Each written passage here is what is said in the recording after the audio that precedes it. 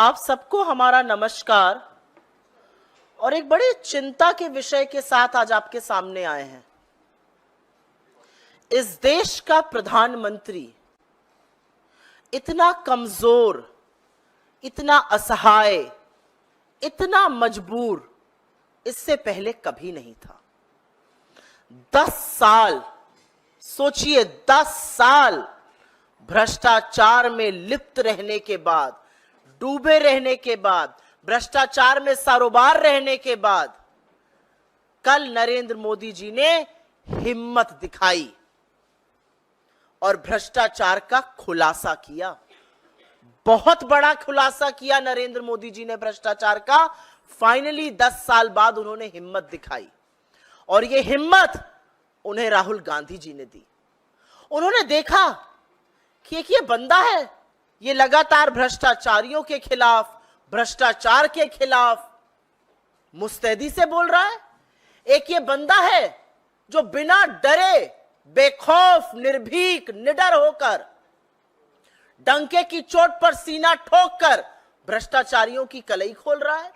वो लगातार अडानी और मोदी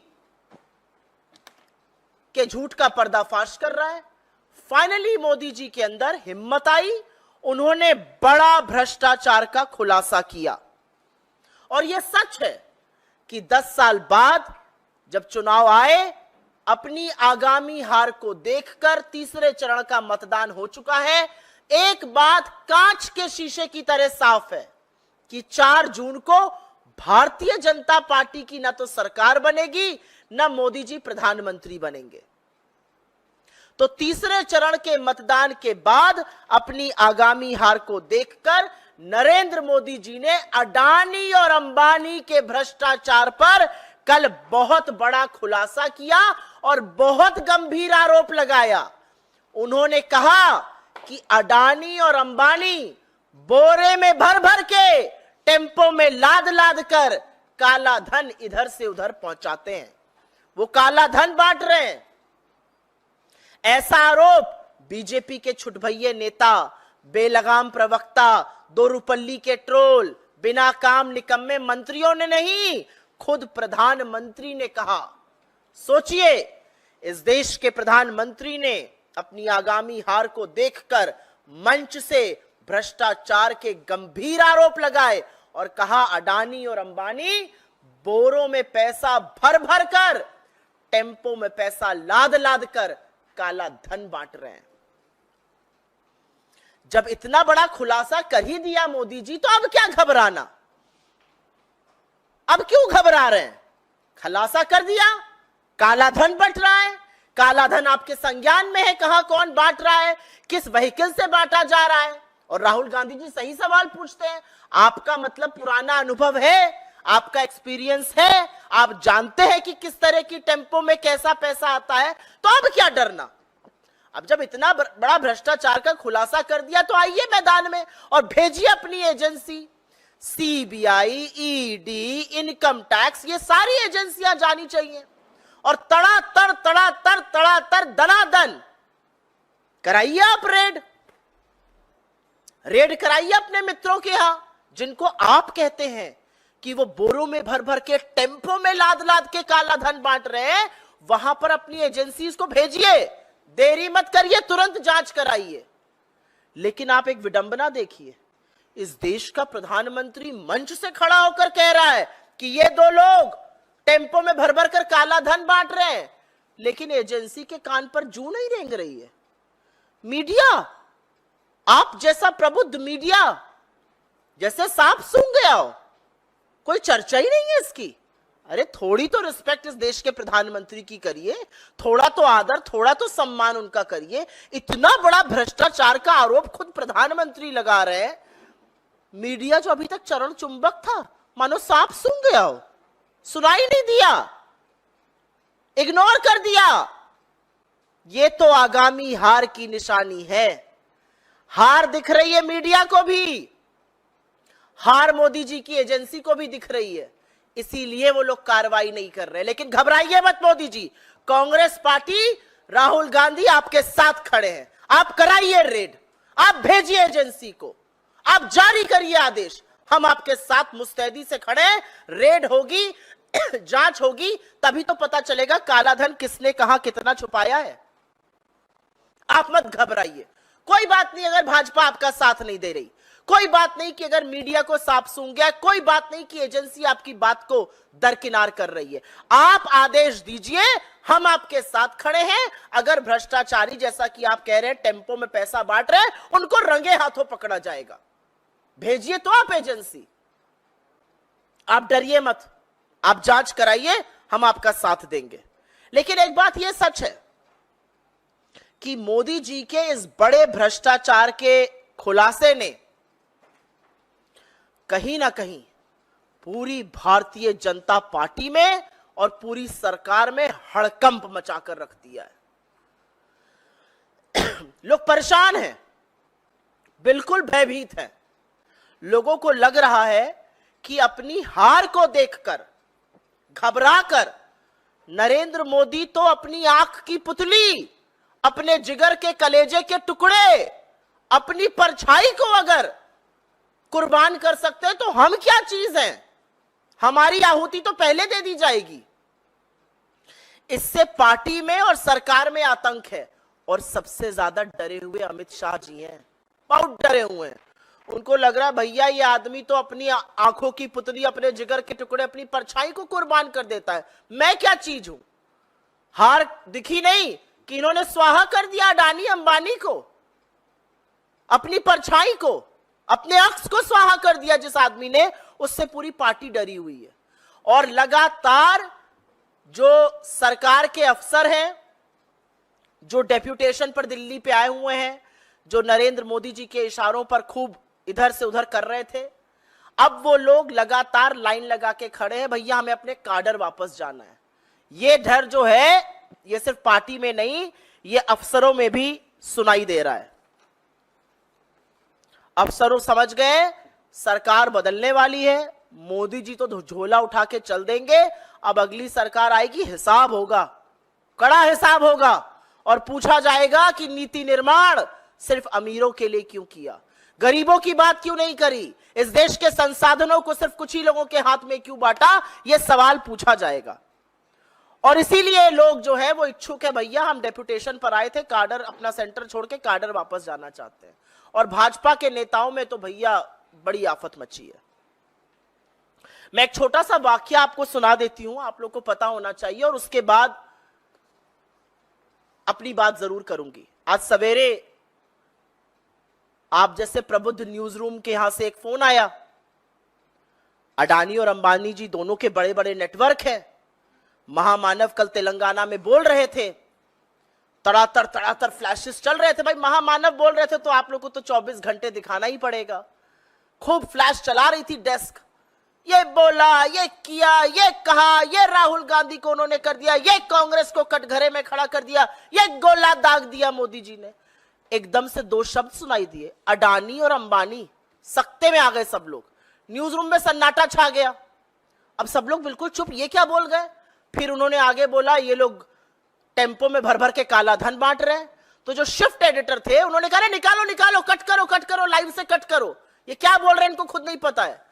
लेकिन चीफ एडिटर तो साहब अभी आके इंटरव्यू करके आए थे, मोदी जी का चरण वंदन करके आए थे, उन्होंने कहा नहीं मोदी जी हैं, चलने दो। 3-4 मिनट चलता रहा, अडानी अंबानी को गाली पे गाली पड़ रही है, बोला जा रहा है काला धन चला रहे हैं, बोला जा रहा है टेम्पो में भर भर के बांट रहे हैं। तब तक तो आ गया मोटा भाई का फोन। उन्होंने कहा ये आदमी हमें गालियां दे रहा है, ये आदमी हमें काला धन बोल रहा है और आप चला रहे हैं। तो बहुत सारे लोगों की नौकरी कुछ न्यूज रूम में खतरे में आ गई है, ये आपकी जानकारी के लिए बस मैं बता दूं। लेकिन आज सवेरे कुछ तस्वीरें आई, ये टेम्पो के बाहर की तस्वीर है, ये टेम्पो के बाहर की तस्वीर है और ये टेम्पो के अंदर की तस्वीर है। इन्हीं टेम्पो में भर भर के काला धन बांटने की बात मोदी जी कर रहे हैं। एक टेम्पो में खुद चढ़ रहे हैं, एक में बैठे हुए हैं, बहुत मस्त लग्जरी आराम से अडानी जी के साथ।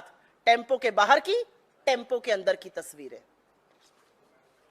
यही तस्वीर तो दिखाई थी राहुल गांधी जी ने, याद है ना आप सबको।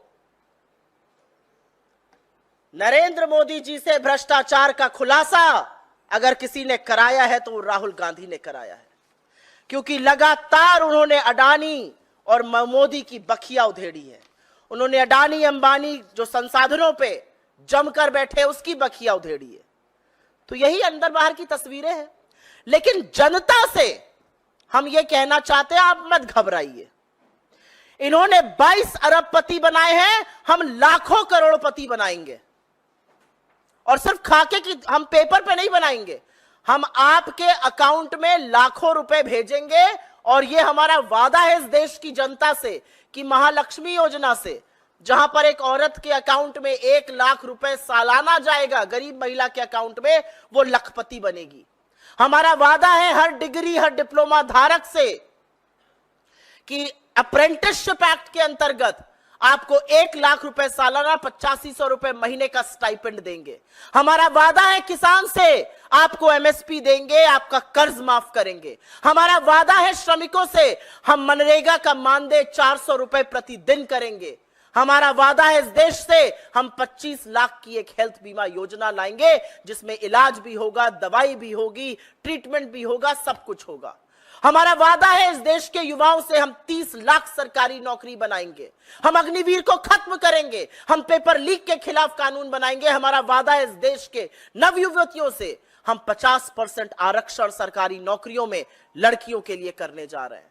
हमारा वादा है हर उस व्यक्ति से जो हाशिए पर है, जिसको हिस्सेदारी चाहिए, जिसको भागीदारी चाहिए, हम गिनती कराएंगे। नरेंद्र मोदी कितना भी भागे, गिनती हम कराएंगे, आपको न्याय हम दिलाएंगे। जातिगत जनगणना होगी, आदिवासियों, दलितों, पिछड़ों, गरीब सामान्य वर्ग को उनका हक दिलाने का काम कांग्रेस पार्टी करने जा रही है। आपने 10 साल में 22 अरबपति बनाए, हम आने वाले सालों में लाखों करोड़ों लखपति बनाने जा रहे हैं। यह असलियत है, यह कांग्रेस का वादा है। लेकिन जो बातें अभी हल्के में होती थीं, जो बातें बंद कमरे में विशेषज्ञ कर रहे थे, वो अब खुलकर सामने आ गई हैं। 10 साल में पहली बार नरेंद्र मोदी ने मंच से अडानी और अंबानी का नाम ऐसे नहीं लिया है। अगर उनकी हार की एक पुष्टि चाहिए थी, अगर उनकी हार पर एक मोहर लगानी थी, तो वो काम नरेंद्र मोदी जी ने कल करके दिखाया है। उन्होंने हिम्मत जुटाई है भ्रष्टाचारियों की कलई खोलने के लिए। अब थोड़ी और हिम्मत जुटाइए और भेजिए ईडी, सीबीआई, इनकम टैक्स को। और अगर वो नहीं जा रही है तो बताइए हमें, हम आपके साथ खड़े हैं। अगर वो नहीं जा रही है तो वो भी जानती हैं कि आप हारने वाले हैं, तो आपसे किनारा काट रही हैं। लेकिन इस देश के सामने कल दूध का दूध और पानी का पानी हो गया। इसी भ्रष्टाचार की, इसी कलई को खोलने का काम राहुल गांधी जी ने 10 साल से किया है। और अंततोगत्वा उन्होंने नरेंद्र मोदी को मजबूर कर दिया उस भ्रष्टाचार का खुलासा करने के लिए। आपके सवालों का स्वागत है और सवाल मैं सिर्फ और सिर्फ इस विषय पर लूंगी।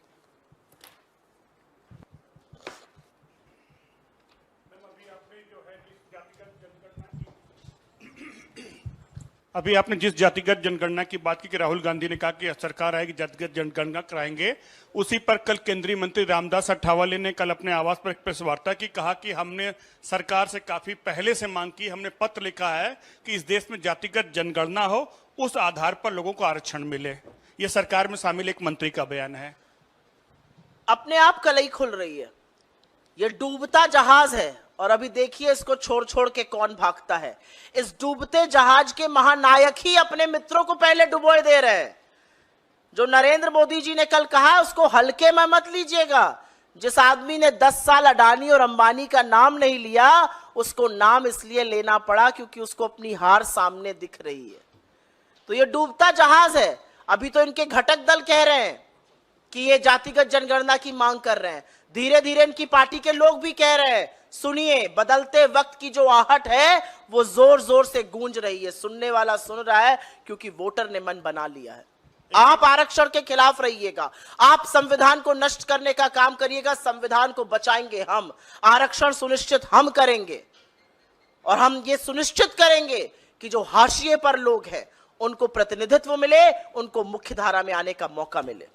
मैम एक सवाल और है, कल स्मृति ईरानी ने जिस तरह से राहुल गांधी को चैलेंज दिया था, उसके जवाब में आपने स्मृति ईरानी से कहा है कि जगह आप उनकी एंकर, उनके सवाल उनका, आप कहीं भी उनसे मुकाबला करने को तैयार मैं हैं। विषयांतर नहीं होना चाहती हूं, लेकिन इस सवाल का जवाब दे देती हूं।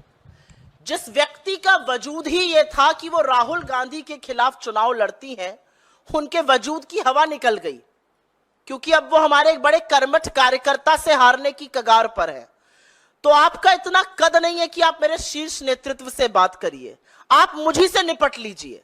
और मैंने चुनौती देके स्मृति ईरानी से कहा है, जगह आपकी, दिन आपका, वक्त आपका, मंच आपका, एंकर आपका, मुद्दा आपका, जहां चाहिए वहां बुलाइए, मेरे साथ एक बहस करके दिखा दीजिए।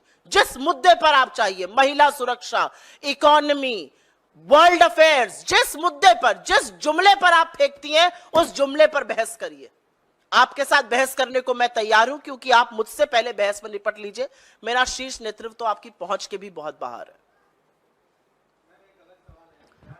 मैं चाहती हूं पहले आप इस पर सवाल पूछिए जो प्रधानमंत्री ने कलई खोली है। आप लोगों को न्यूज रूम में सकते में थे, यहां पर आप लोग भी थोड़े सकते में लग रहे हैं। काहे घबरा रहे हैं? अरे जब प्रधानमंत्री नहीं घबरा रहे हैं, प्रधानमंत्री नाम बोल रहे हैं, आप लोग काहे घबरा रहे हैं? भाई खुलकर पूछिए। अच्छा मैम, आप कह रहे हैं कि बहुत सारे लखपति बनाएंगे और अडानी और अंबानी देश का मुद्दा है, लेकिन इसी मुद्दे को उलट होकर काउंटर किया जा रहा है अलग अलग रैलियों में, और कहा जा रहा है कि देश को रंगभेद की नीति पर बांटा जा रहा है, और ये लग रहा है कि मुद्दे को भटकाने की वजह से कांग्रेस को इसका नुकसान उठाना पड़ सकता है मौजूदा चुनावी प्रचार में। इस चुनाव में मुद्दा बेरोजगारी है, इस चुनाव में मुद्दा महंगाई है, इस चुनाव में मुद्दा बढ़ती हुई आर्थिक असमानता और गरीबी है, इस चुनाव में मुद्दा 22 लोगों के हाथ में 70 करोड़ लोगों के बनाम संपत्ति है, और इस चुनाव में मुद्दा आरक्षण है और संविधान की रक्षा है। इसके अलावा, इसके इतर दूसरा कोई मुद्दा नहीं है, और हम पूरी तरह से मुद्दे पर टिके हुए हैं। हम जिस भ्रष्टाचार की कलई खोल रहे थे, हम बार बार कह रहे थे आपने कुछ ही पूंजीपतियों के हाथ में इस देश के सारे संसाधन, इस देश की सारी संस्थाएं, इस देश की सारी जागीर दे दी। आज वो बात मोदी जी भी कह रहे हैं। नरेंद्र मोदी को भी 10 साल बाद अंततोगत्वा ये कहना पड़ रहा है कि मेरी परछाई अडानी और अंबानी बोरे में भर भर कर, टेम्पो में लाद लाद कर, जिन टेम्पो में मैं बैठता हूं, जिन टेम्पो के बाहर और अंदर की तस्वीरें हैं, मोदी जी को भी कहना पड़ रहा है, इन्हीं टेम्पो में भर भर कर वो काला धन बांट रहे हैं। यही बात तो राहुल गांधी जी भी कह रहे थे, अब मोदी जी भी वही बोल रहे हैं। लेकिन अभी आप प्रधानमंत्री हैं, सत्ता आपके हाथ में है, कराइए जांच।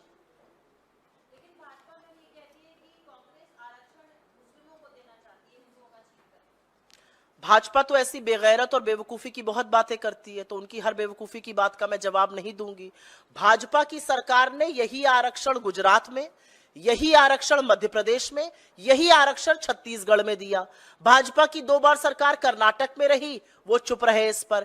इस बार इस तरह की बेसिर पैर की बातें क्यों की जा रही है, ये मैं जानना चाहती हूं। आरक्षण का मुद्दा एक है, आरक्षण का मुद्दा है कि जिस आरक्षण के खिलाफ भारतीय जनता पार्टी सदैव से, जिस आरक्षण दलित, पिछड़े, आदिवासियों के आरक्षण के खिलाफ आरएसएस शुरू से, चाहे वो मोहन भागवत हो, चाहे उनके गुरु गोलवलकर हो, लगातार आरक्षण के खिलाफ है। आप उस आरक्षण को समाप्त करना चाहते हैं। आपकी साजिश संविधान बदलने की, जब आप 400 की बात कर रहे थे, आप संविधान को बदलना चाहते हैं, और आपकी साजिश का पर्दाफाश देश के सामने हो चुका है।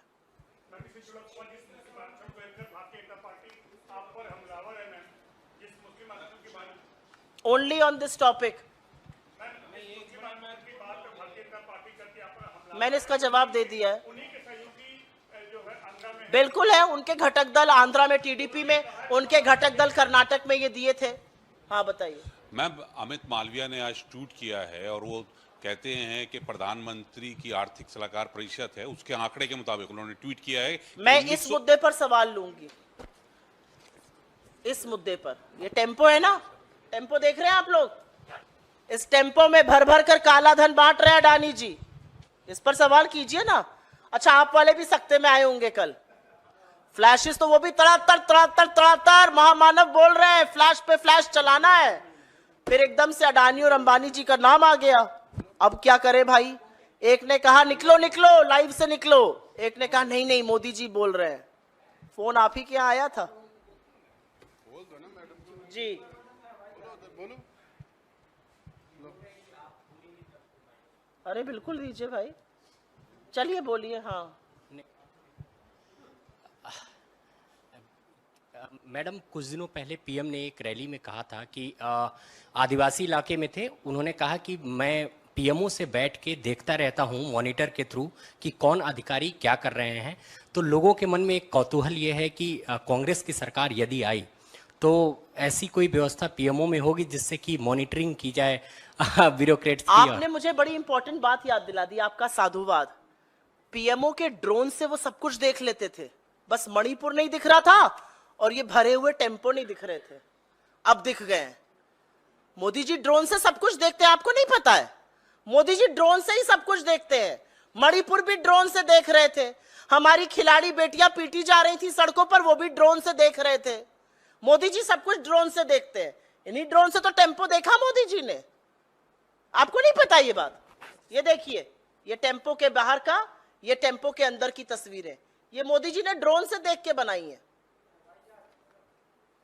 टेम्पो है, टेम्पो, ये टेम्पो है, इसी में भर भर के बोरों में नोट बांटे जाते हैं। ये मैं नहीं कह रही हूं, मोदी जी ने कहा है। चलिए, धन्यवाद बहुत बहुत आप सबका।